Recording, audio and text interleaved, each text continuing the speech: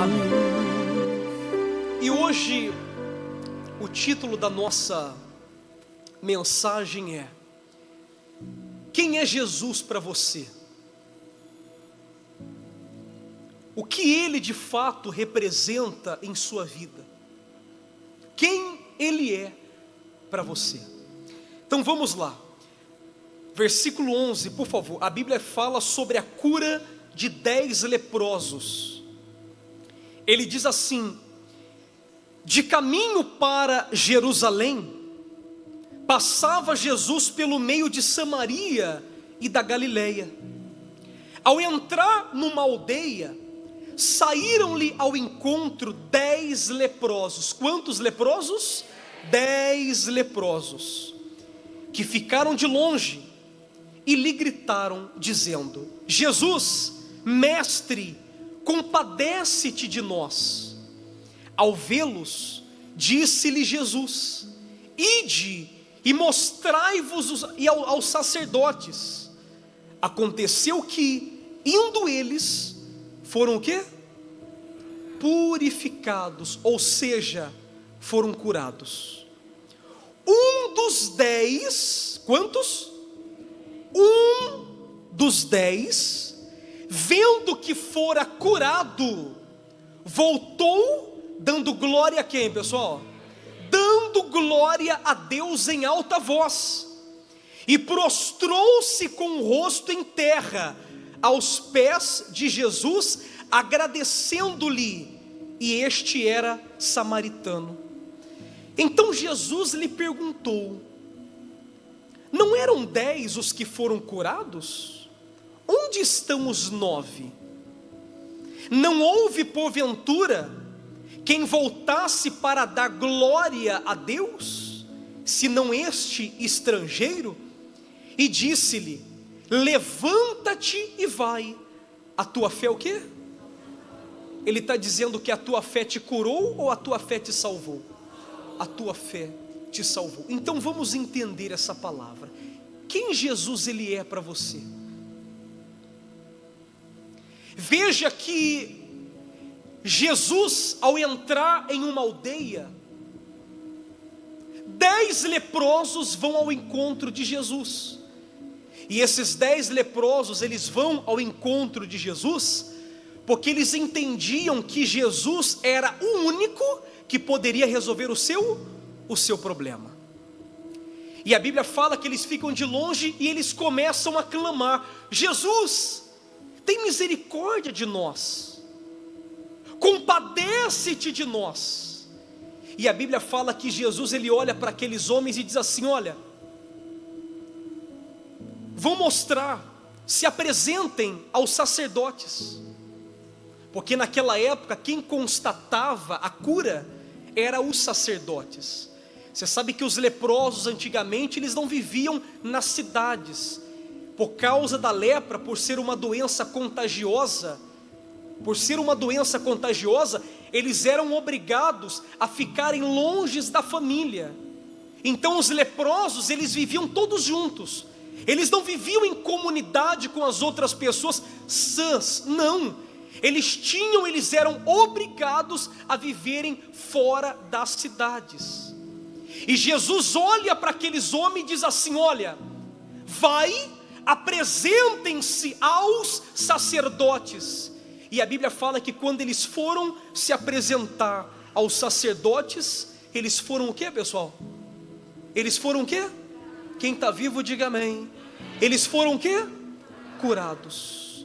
Todos eles foram curados, porém apenas um voltou para dar glória a Deus.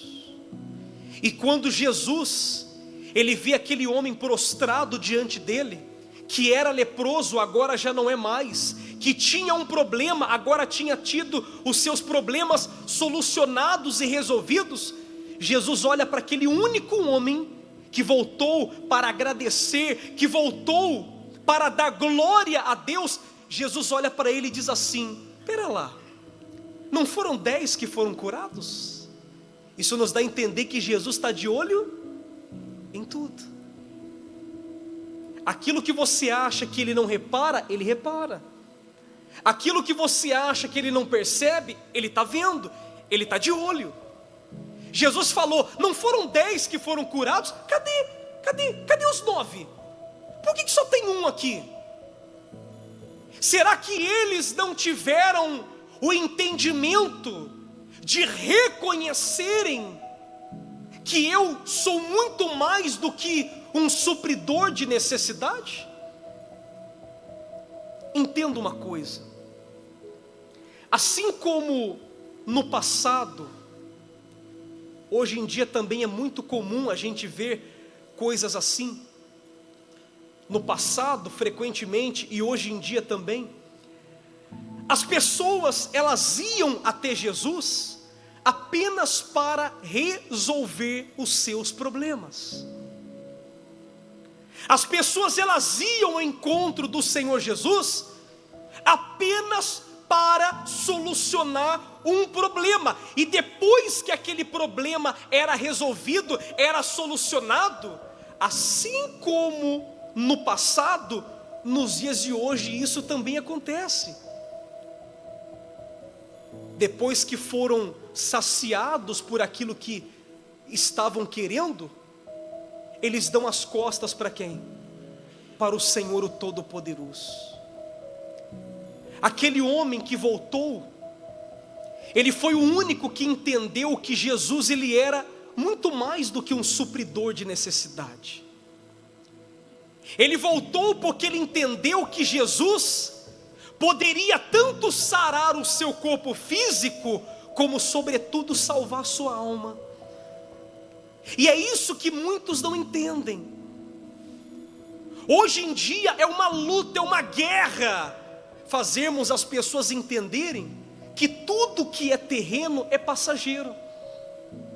Hoje é uma luta a gente fazer as pessoas entenderem da importância de estarem com Deus, não apenas para resolverem os seus problemas, mas sobretudo estar próximo dEle para que haja salvação de sua alma, porque o único que pode curar o corpo é Jesus, e o único que pode salvar a alma de uma pessoa é quem?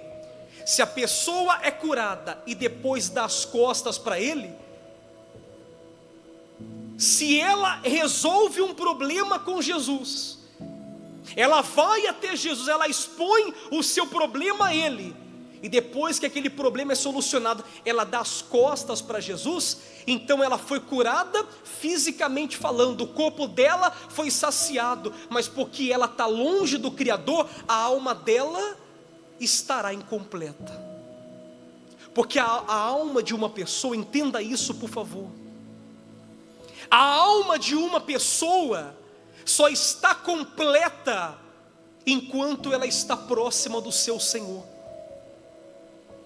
Você vê que hoje em dia é muito comum nós analisarmos e vermos, e ouvirmos pessoas que dão cabo da sua própria vida.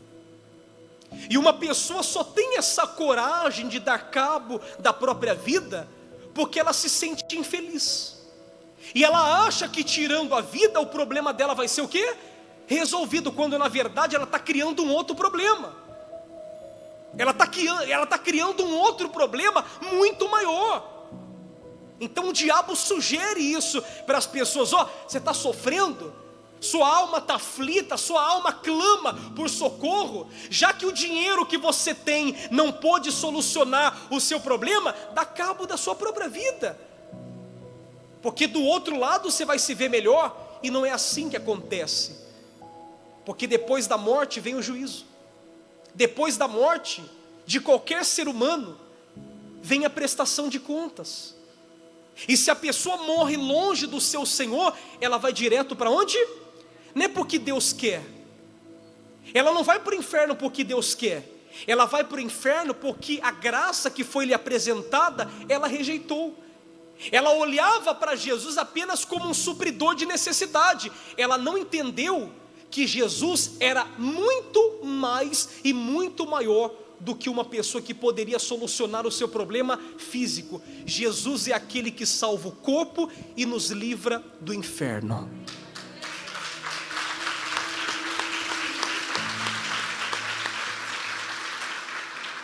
Então, muitos, quando olham para Jesus, consideram Jesus como apenas um supridor de necessidade.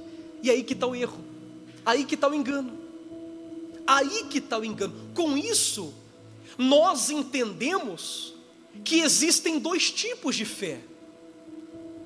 E eu quero que você coloque atenção agora para você entender isso. Existem quantos tipos de fé? Dois tipos de fé. A fé conquistadora e a fé salvadora. A maioria das pessoas dentro da igreja tem a fé conquistadora. Ô bispo, que fé é essa? É aquela fé que a pessoa tem para ser curado. É aquela fé que a pessoa tem para conquistar o carro do ano, a casa dos sonhos, a família transformada, o casamento restaurado. Quer dizer, essa fé, ela se dá a respeito com as coisas naturais, com as coisas terrenas. Aqueles 10 leprosos, eles manifestaram essa fé conquistadora. Eles tiveram fé para serem curados. Tiveram ou não tiveram? Porque o único modo da pessoa ser curada é por meio da fé. Então o primeiro tipo de fé é a fé conquistadora. É aquela fé que a pessoa tem, que ela vai até o Senhor Jesus, e porque ela está manifestando aquela fé, ela acaba conquistando o que deseja. Só que uma coisa é fato: todos aqueles que um dia, eu estava me lembrando, né, de Lázaro, né? Lázaro ficou morto quantos dias? 4 dias. Depois Jesus foi e o ressuscitou. Só que depois ele não morreu de novo? Morreu ou não morreu? Morreu ou não morreu? Então tudo que é natural é passageiro. Eu não sei se você está conseguindo entender onde eu quero chegar. A pessoa está tão preocupada com a fé conquistadora, e ela acha que ela está bem com Deus só pelo fato dela estar conquistando as coisas. Só que tem gente que não tem comunhão nenhuma com Deus e é curado na igreja. Porque a cura não vem pela comunhão, a cura vem por meio da fé conquistadora. A pessoa pode estar vivendo no pecado, a pessoa pode estar vivendo uma vida toda desregrada. No momento que ela usa a fé conquistadora, então ela passa o quê? Ela passa a conquistar. E tem muita gente que cai nesse engano pensando: pera lá, já que eu conquistei uma determinada coisa com Deus, então significa dizer que Deus está comigo. E não é bem assim que acontece. Não é assim que funciona. Tem gente que acha que só pelo fato dela ter sido curada, ela é de Deus. E louco é o que pensa assim. Louco é o que pensa assim. Porque tem tanta gente, pessoal, eu vou te falar, hein? Tem tanta gente que foi curado pelo nosso Senhor, que teve o encontro com o poder de Deus. Porque uma coisa é ter encontro com o poder de Deus, outra coisa é ter encontro com o próprio Deus. Então teve gente que teve encontro com o poder de Deus, foi curado, veio para a igreja, levantou a fotografia, o filho saiu do hospital, estava entre a vida e a morte. Por causa da fé conquistadora, ela conquistou a cura, a transformação. Só que quando morreu longe da fé, morreu longe do Criador, e hoje está onde? Está no inferno. Quer dizer, o que adiantou ser curado? O que adiantou ter usado a fé conquistadora para conquistar carro, para conquistar dinheiro, para conquistar isso, aquilo, outro, se no final da vida a pessoa morre sem a salvação de sua alma? Eu não estou dizendo que você não tem que apresentar ao Senhor Jesus as suas lutas e guerras, não. Até porque Ele é o único que pode resolver e solucionar esses determinados problemas que você enfrenta. O problema está, o erro está na pessoa usar e manifestar apenas a fé conquistadora, que é a fé que traz resultados terrenos, que é a fé que cuida apenas do corpo físico, mas essa fé não cuida da alma. Diga glória a Deus. Eu falei da fé conquistadora, agora vamos falar da fé salvadora? Vamos ver se você tem de fato, vamos ver se você de fato tem manifestado essa fé salvadora? Ô bispo, que fé é essa? A fé salvadora é a fé que faz a pessoa entender que o que importa na verdade não é as conquistas terrenas, mas é a conquista do reino dos céus. A fé salvadora é aquela fé que faz a pessoa pagar o preço que for necessário para servir o seu Senhor. Se é preciso abandonar um pecado, ela abandona, porque ela está manifestando a fé salvadora. E essa fé salvadora é a única fé que pode salvar a alma de uma pessoa. Aqueles 10 leprosos manifestaram a fé conquistadora, mas apenas um leproso manifestou a fé conquistadora e sobretudo a fé salvadora, porque além de ser curado, ele teve fé para ser salvo. Ele teve fé para ser salvo. Então a fé salvadora, ô bispo, que tipo de fé que eu tenho? Eu não sei. A Bíblia fala que a árvore é conhecida pelos seus frutos. É só você identificar por si só. A Bíblia fala que nós temos que nos examinar. É só você se examinar. Você está mais preocupado com o quê? Com a vida terrena ou com a vida nos céus? Qual que é a sua maior preocupação quando você vem na igreja? Você vem na igreja para quê? Você olha para Jesus para quê? Quando você vem para a igreja, você vem fazer o que aqui dentro da igreja? Você vem apenas resolver um problema físico, ou você vem buscá-lo porque você entende que ele pode salvar sua alma também? E quando a pessoa ela tem essa fé salvadora, ela paga o preço que for necessário para servir a Deus. Você sabe que tem gente que ela quer servir a Deus, mas do modo dela. É ou não é? É ou não é? Ela quer estar com Deus, mas do jeito dela. E a fé salvadora, ela não é manifesta assim. Quando a pessoa manifesta a fé salvadora, ela manifesta a fé da renúncia. O que for preciso deixar para servir a Deus, eu vou deixar. Você não lembra de Abraão? Quem lembra de Abraão? Abraão teve fé para conquistar e teve fé para ser salvo. Quando ele ouviu aquela voz dizendo: sai da tua terra, da tua parentela e vai para uma terra que eu te mostrarei, ele não ficou questionando aquela voz, ele deixou tudo e foi em busca daquilo que Deus havia preparado para a vida dele.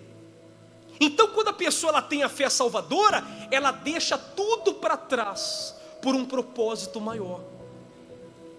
Então ela deixa uma amizade, ela deixa uma má companhia, tudo por causa da comunhão dela com quem? Agora, quando a pessoa ela prefere fazer aquilo que dá na cabeça dela, isso nos dá a entender que ela não está manifestando a fé salvadora. E se a pessoa está mais apegada ao terreno do que o espiritual, ela está correndo um grande risco de, quando morrer, perder a salvação da sua alma.